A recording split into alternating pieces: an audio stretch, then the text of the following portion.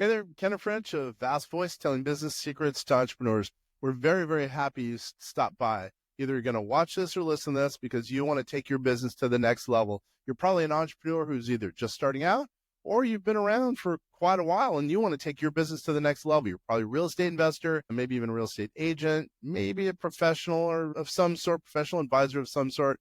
And well, you are stopping by because you need some valuable advice from one of the top industry leaders there is.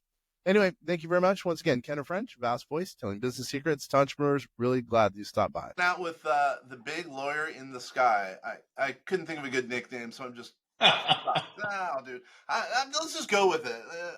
Chris Johnson's, I was referred to him because he's a well-known attorney who is graduate from the top of his class. Not only does that mean that does sound cool, but really what matters is that he adds value to his business owner clients. And I know he's got them all over the country, but specifically works in, I think, Texas and Florida, if I remember. But anyway, he's the man. He's going to add some value in 15, 20 minutes. Let's get right to it. What's up, Chris? Hey, man, how are you? Good job with that, because yes, top of the class matters to some. When you're graduating from law school, those prestigious law firms care about things like that. But for, actual clients, they could freaking care less where you ranked in your class. They just want someone that does good legal work and understands their business.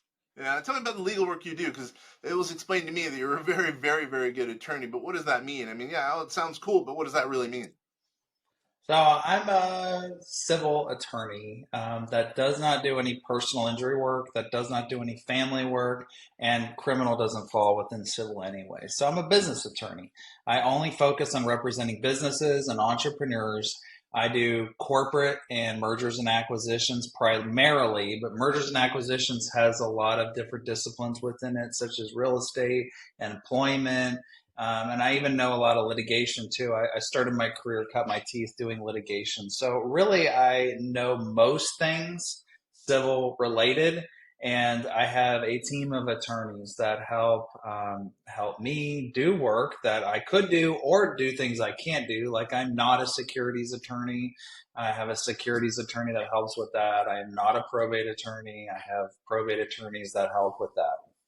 Yeah, let's talk about M&A, because I just remember the fact that you do a lot Yeah, of let's do it. M&A. So we have a lot of clients who are getting old. They're I should say getting old. I can't believe I just said that. Maturing, let's just say, looking to sell their practice. We have a lot of real estate agents, over 2,000 real estate agents who are going to be hopefully listening to this, and they're getting to the point where they want to sell their business. Let's just say, nice. What you do.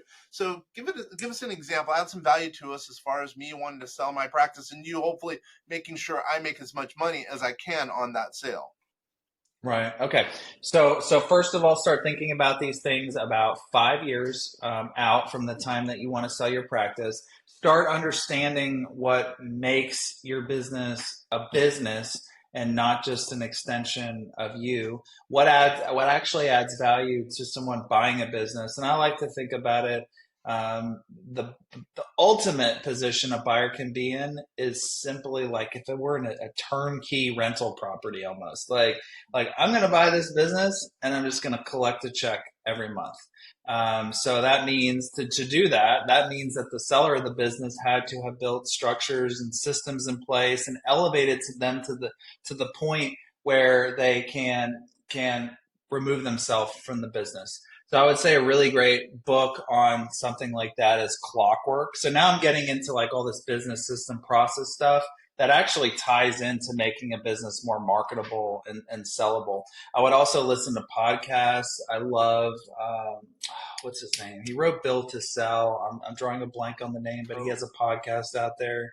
You know what I'm talking about? Yeah, I would have it on my bookshelf, but I moved all my books up to my lake house recently. I told you I was having some personal things going on, but yeah, John Warrillow, that's it, John Warrillow. So I would educate yourself on those things and then start thinking about what kind of things, and this is consistent with what I just said, making your business more sellable, getting your SOPs in order, which is like your instruction manual for your business, thinking about the different things you're going to sell that's valuable to them. So like trademarks for your clients, the real estate people, you might have like a trademark that adds value to the business that you're going to add as an asset And then talking to someone like me, I don't have much work to do 5 years in advance, but once we get down to selling, can really help you explain the process. And if you go on my YouTube channel, there's actually a video called How to Sell Your Business. And I go over a lot of these things in more detail that you should start thinking about right now. You have a decision. You definitely need an attorney on the team. Well, I say definitely. I believe definitely. Sometimes business brokers won't want to use an attorney. They'll use like a middleman attorney that they'll pay like a nominal fee to do a middle of the road agreement. Mm-hmm. I've found that those oftentimes don't work out well. I still think the best thing to do is each side has their own attorney to protect their own interests. Yeah, no, I think it's smart to. This is going to shock you, and you're going to like this. It makes sense to meet with you early, way before 5 years, as an example. Maybe even, I know this is going to shock you. Maybe even meeting with you before, no, right after starting a business. Because if you Yeah. think about it, you want to optimize your rate of return when you're selling your business. And what's the way to do that? Having touch points or milestones all the way along the way. Because I don't want to have a company that's worth, I'm making this up, $1 million when I could sell it for $2 million. But if I Right. optimize it all the way, every step of the way through, I'll make more money, and therefore my rate of return on my cash is that much better. Yeah. Right. Yeah. 100%. Can't disagree on that. Yeah, I like what you're saying about SOPs. We at vastsolutionsgroup.com, we have we have to have SOPs because that's the reason, and we do it based on artificial intelligence, which has helped us along the way. Business automation makes for a more expensive business when you sell it. You know what I Right. mean? Yeah. Right. And by the way, we are big proponents of E-Myth. I don't know, Michael Gerber's E-Myth. Yes, I've read that one too. Yeah, yeah, yeah. So what are some other I've key? read the E Myth and the E Myth Revisited. I guess was the update. Yep, yep, yep. Very good book. Both of them very good book. So what are some I other think. key? Oh, go ahead. Go ahead. No, go. So I just naturally did what he said. So when I read the book, I kind of realized that I naturally did it. I think it's super helpful for probably the average employee. Um, but see, it's funny when you see people and they start a business. I would say I would say 7 times out of 10, you ask them, why'd you start a business? And they're like, to make more money. And I did not start a business to make more money. Like I was already making pretty good money. Like I was a partner at an international law firm. But what I didn't have was any time or any control. So, and I was burned out to add to that.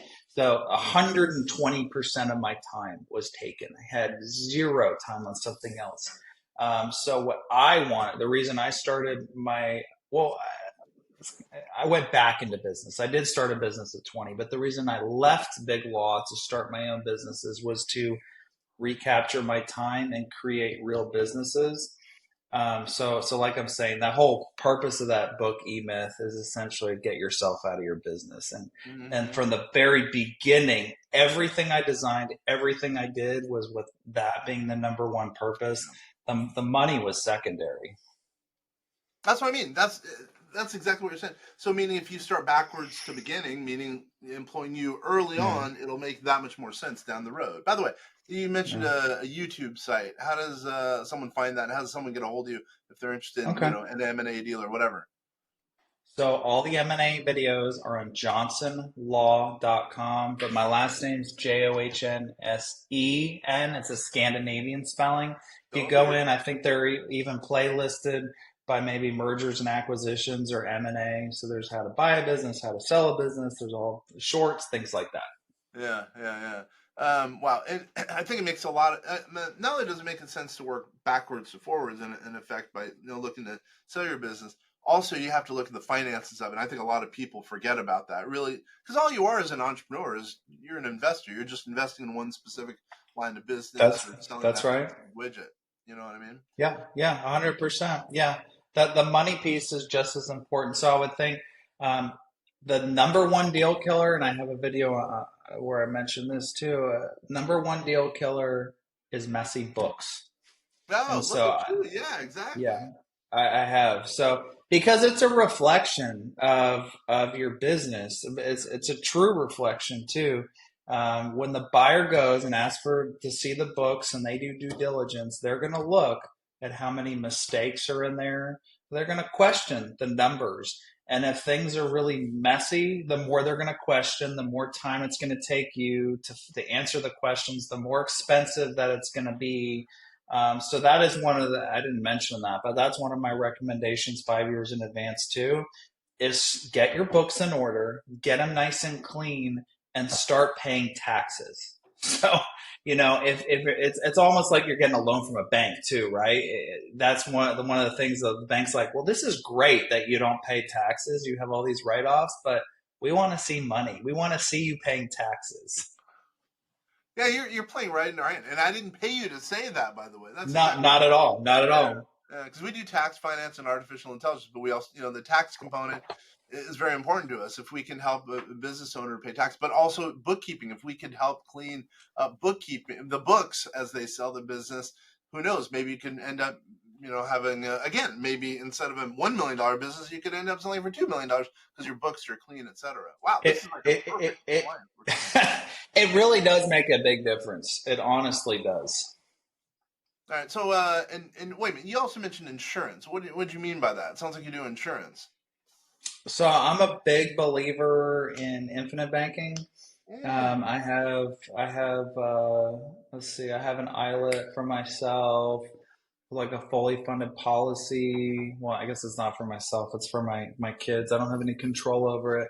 I've also got like I got policies on my kids that I own that I plan to give them. That's just to teach them about the infinite banking concept, and then I have other policies too.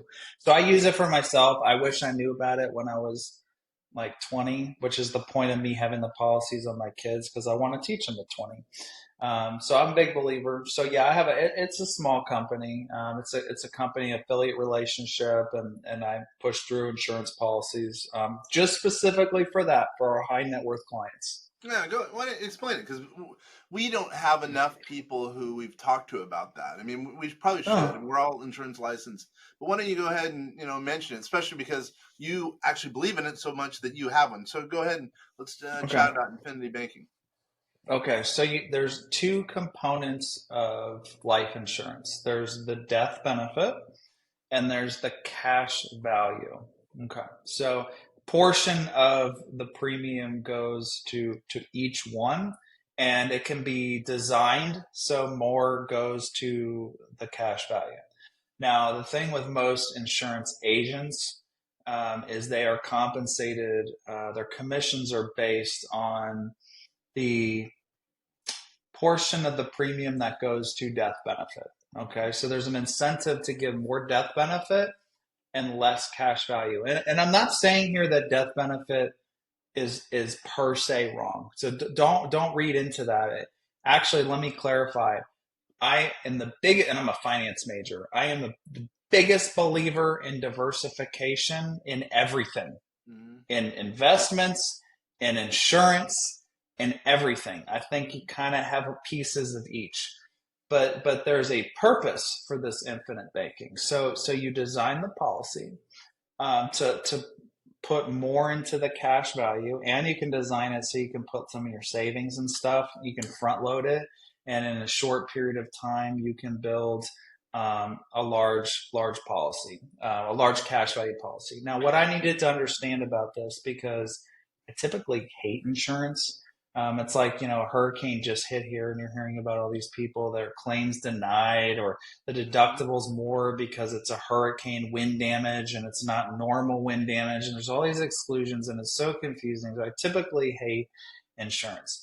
Yeah. But what I learned about the cash value is that it's essentially my money. That was the biggest thing that took me, that deterred me from it, is because I wanted money in my checking account or my savings account. I didn't want it in this other policy. But here's why it's beautiful.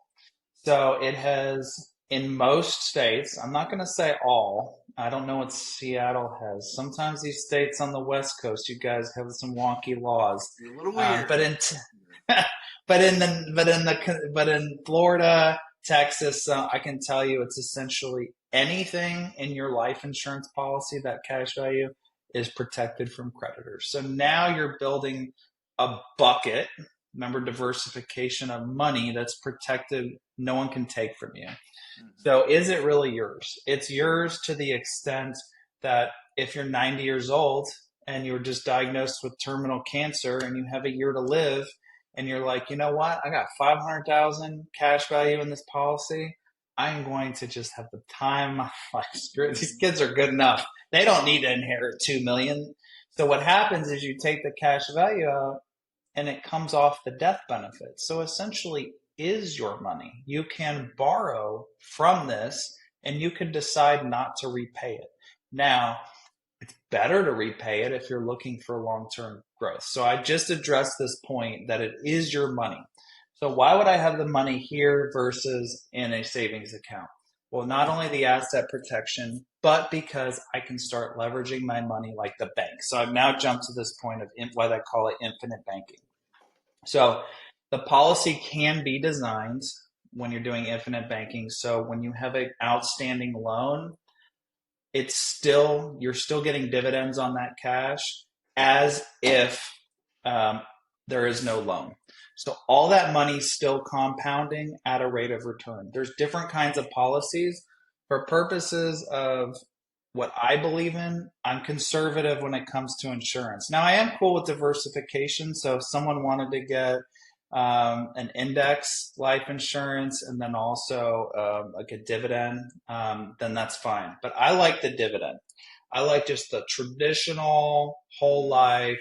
It gets a boring 6% guaranteed return because for me, I'm not looking for outsized returns here. I can have my money in the stock market. I could do private equity. I could do real estate. I could do my businesses. For me, I just want a solid death benefit. I want solid dividends, and I want to be able to draw the money for myself and then pay myself back. So, for instance, if I want to buy a house, I have 20% I have to put down. So I need $120,000. I can choose cash or I can choose to borrow from myself. So when I borrow from myself, I'm now paying myself back but getting dividends at the same time. That means that the spread between the rate that I'm paying myself back is probably 1%. So now I'm getting 1% loan and it's not my cash money that I could be using elsewhere. So that means my internal rate of return on that to myself is pretty exponential. And this is how banks think. This is how banks leverage themselves to make more money than they really make because they're getting astronomical IRRs or internal rates of return, which is essentially how much actual cash, like equity, are you using to generate these returns versus borrowed money and debt and things like that. And that is infinite banking.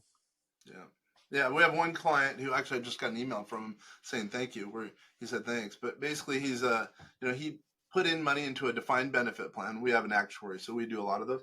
And it was a big number. I don't remember the net number. Let's say it's $200,000 in DB plan. So he got a big deduction. He's in California, so let's just say he saved whatever $80,000 net, right? So he basically put that money into the life insurance policy, and he's going to do it on an annual basis. So basically, the government's paying for him to put in money into a life insurance policy, right? That's awesome. By the way, and basically what he's going to do is he's going to leverage that, get a loan on top of that for whatever piece of commercial real estate or whatever, theoretically, and then down the road pull money out and still have a little bit of a death benefit, although he's a little bit less concerned about the death benefit now. But anyway, basically it's like the government's paying for him to have the life insurance policy, at least kind of. And at the same time, he's doing the infinite banking using the bank's money or his own, not his money, to continue getting money from the policy, et cetera, going forward. And what we talked about is kind of scary. And let me address this with the audience because you hear us talk about it. Maybe I clearly articulated it, maybe I didn't, but I certainly know there was a lot of information. How do you know who to believe? And especially in today's day and age where there's so much information out there, I had to find someone that I trusted because these things can be designed in a bunch of different ways. So that's my only point is find someone that you know and trust to put you in the right policy. Maybe someone you know that already is doing this that can give a referral to their person is very strong. And then a book I loved is called Live Your Life Insurance. Other books are recommended on infinite banking. I like Live Your Life Insurance. Does a fantastic job in explaining it. It's maybe like 80 pages or 100 pages. It's real short. Hmm. And who's it by the way? I don't remember. I just remember But the it's a good book. title. Yeah, yeah. Wow. So It was amazing. you're an attorney. Chris Johnson's an attorney who does M&A stuff, does insurance stuff, infinite banking, so kind of financial planning. You can't use that term. Financial advising. So you're kind of the man. You're kind of the one-stop shop for a lot of things, aren't you? Yeah, yeah. But I don't do financial planning. I just love it. So I talk to clients about it. I love it. I'll talk to them about self-directed, things like that. It's just what I enjoy. It's in my universe of people that I hang out with, the clients that I do business with. Yeah, alternative thinking, because a lot of people don't know about, believe it or not, about self-directed investing. We're big believers in that. You should know about Yeah. it. I mean, it helps to have an advisor. Believe me. We also have an financial advisory arm, but at the same A time, if hundred, you know what you're doing, 100%. hey, you're good to go. If you can do your own, Member diversification. If someone came to me and said, should I do all my money in a self-directed, all my money doing that in private equity or real estate or whatever it is? No. I mean, honestly, I believe that before you do anything else, you should have 6 months cash reserve and you should have like an index, boring ass. I call it the boring ass index portfolio strategy, just like an S&P 500. People are freaking out right now about the market.